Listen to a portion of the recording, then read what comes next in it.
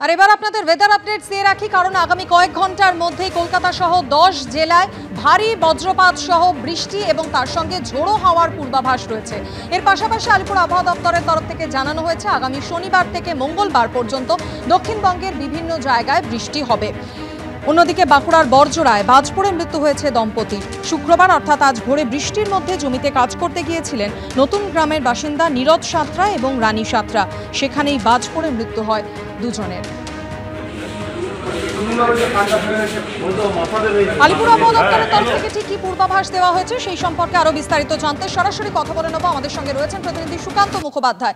সুকান্ত, আলিপুর আবহাওয়া দপ্তরের তরফ থেকে বলা হচ্ছে শনিবার থেকে মঙ্গলবার দক্ষিণবঙ্গের বিভিন্ন জায়গায় বৃষ্টি হবে, অর্থাৎ সপ্তম তথা শেষ দফার ভোট আগামীকাল রয়েছে এবং 4 তারিখ ভোট গণনা রয়েছে।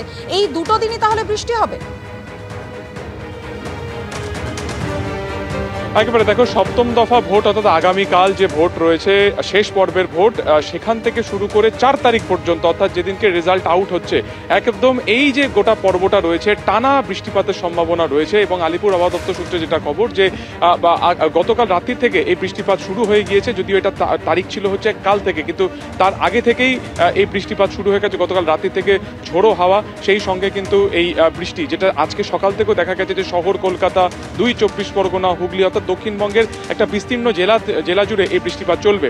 পাশাপাশি যেটা আবহাওয়া দপ্তর সূত্রে যেটা জানা যাচ্ছে যে 10:30টার কিছু পরে এই যে বৃষ্টি সেটা একটু বিরাম নেবে, তবে বিকেলের পর বা সন্ধ্যা নাগাদ ফের 40 থেকে 50 কিলোমিটার গতিবেগে ঝোড়ো হাওয়া এবং সেই সঙ্গে কিন্তু বৃষ্টিপাতের একটা সম্ভাবনা থাকছে। এবং যে আবহাওয়া থাকবে একদম 4 তারিখ পর্যন্ত। ফলত আগামীকাল যেহেতু এরকম একটি গুরুত্বপূর্ণ ভোট রয়েছে, যদি সকাল থেকে এরকম বৃষ্টি হয় তাহলে অবশ্যই কিন্তু একটা সম্ভাবনা থাকছে যে ভোটের সেক্ষেত্রে কত শতাংশে পড়তে পারে বা সেই ভোট পড়ার ক্ষেত্রে তার কোনো এফেক্ট পড়বে কি পড়বে না।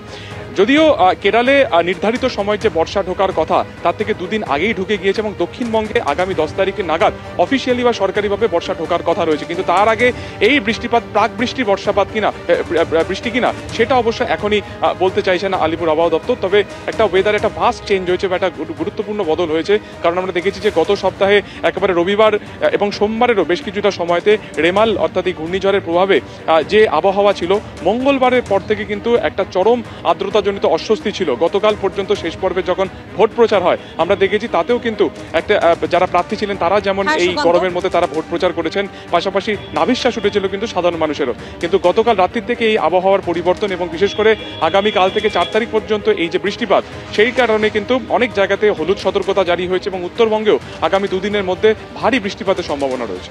ধন্যবাদ সুকান্ত।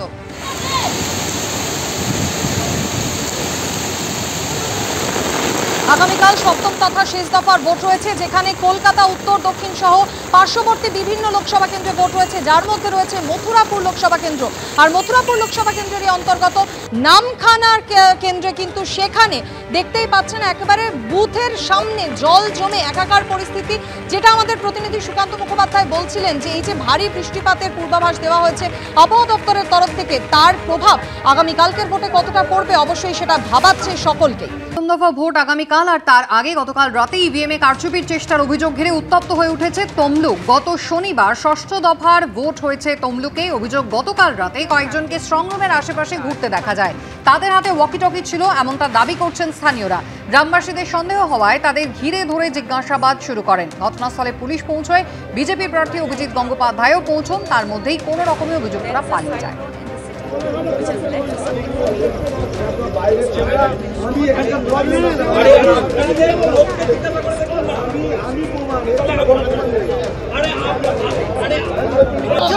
চোখে দেখে কথা বলি, না দেখে একদম না, তারপরে চশমা পরে পার্টি অফিসে অতজন কেন জমায়েত করছে? ফার্স্ট কেস ফুটে গেছে, না বলছেন ঢুকেনি, এক্ষুনি তো বললেন ঢুকিনি, এক্ষুনি বললেন ঢুকিনি, তাহলে আমাদের এখনো ইভিএমের নিরাপত্তা নিয়ে, স্ট্রংরুমের নিরাপত্তা নিয়ে এর আগেও একাধিক বিজেপি প্রার্থী তারা সরব হয়েছিলেন, কখনো অর্জুন সিং, কখনো লকেট চট্টোপাধ্যায়, তারা সরব হয়েছিলেন। আর এবার তমলুক রীতিমতো উত্তপ্ত হয়ে উঠল গতকাল রাতে ইভিএমে কারচুপির অভিযোগ, এবং সেখানে স্থানীয়রা কয়েকজনকে ধরে ফেলেন, তাদের হাতে ওয়াকিটকি ছিল। অভিজিৎ গঙ্গোপাধ্যায় বিজেপির প্রার্থী, তিনি সেখানে পৌঁছলে তারা পালিয়ে যায়। বিটন চক্রবর্তী আমাদের প্রতিনিধি রয়েছেন আমাদের সঙ্গে টেলিফোন লাইনে। বিটন, কি ঘটনা ঘটেছে? দেখো কুসুমিতা, যেটা জানা গেছে সেটা হচ্ছে যে তুমি জানো যে তমলুক লোকসভা কেন্দ্রের যে ইভিএম গুলো সেগুলো হচ্ছে কোলাঘাট থার্মাল পাওয়ারের যে স্কুল রয়েছে, যেটা কেটিবিপি হাই স্কুল নামে পরিচিত, সেই কেটিবিপি হাই স্কুলে কিন্তু স্ট্রং রুম করা হয়েছে, সেখানেই ছিল।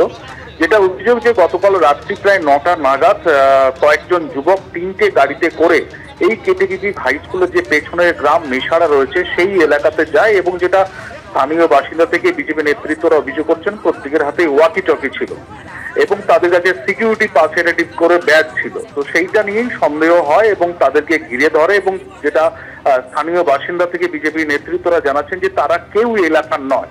ফলে এইটা থেকেই তাদের সন্দেহ হয় এবং পরবর্তীকালে ঘটনাস্থলে বিজেপির অন্যান্য নেতারা তারা পৌঁছে কোলাঘাট থানার পুলিশ এবং তাদেরকে সেখান থেকে সরিয়ে দেওয়া হয়। এরপর ঘটনাস্থলে যায় তমলুক কেন্দ্রে বিজেপি প্রার্থী অভিজিৎ গঙ্গোপাধ্যায় এবং তিনি অভিযোগ করেন যে নিশ্চয়ই এই এবং তাদের যেটা অভিযোগ যে তৃণমূল কংগ্রেসের কর্মীরা এই ঘটনার সঙ্গে যুক্ত এবং তারা কোনোভাবে ইভিএম এ কারচুপি করার জন্য স্কুলের পেছন দিক থেকে ঢোকার তারা চেষ্টা করেছিল, অন্তত এমনটাই অভিযোগ করা হয়েছে, যদিও তৃণমূলের পক্ষ থেকে সেই অভিযোগ অস্বীকার করা হয়েছে। পরবর্তীকালে পুলিশ এসে কিন্তু পরিস্থিতি নিয়ন্ত্রণে আনে। বিটন, ধন্যবাদ।